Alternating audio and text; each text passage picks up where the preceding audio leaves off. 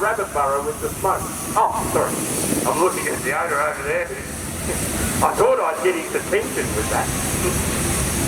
The Yellow Peril. No, this isn't out of the city square in Melbourne. It's a Fowler traction engine. As it goes by, been here a long time. The 1909 Fowler single cylinder, ticking away very, very nicely there.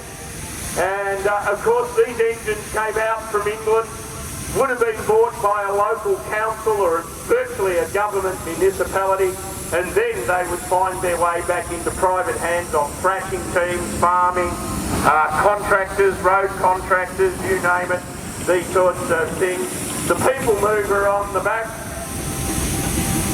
Come on everybody, wave and smile. Good grief, you're on candid camera.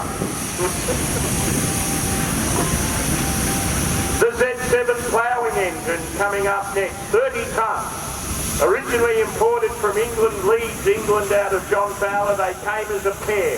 The reason? The winch gear on the bottom. You had a left and right hand. That's how they work. They could come with a delver, plough, balance plough, rippers, you name it. There was a range of implements that came. They came out as a pair originally to do all the channel work for the Murray irrigation scheme.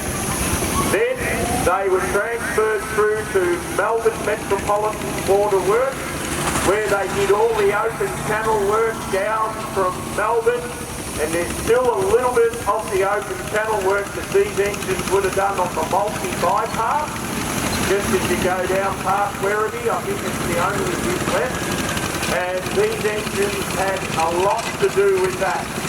The other engine apparently was cut up and buried on the farm at Werribee, and this survived. And it went to the Science Works Museum, but for people who have been to the Science Works, there's no way known they're going to run it in there.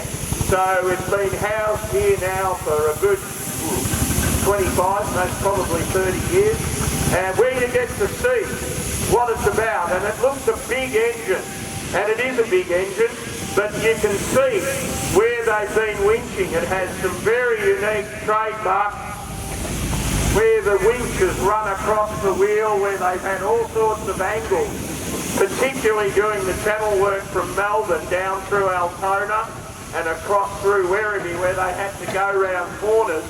The cable, there's one here.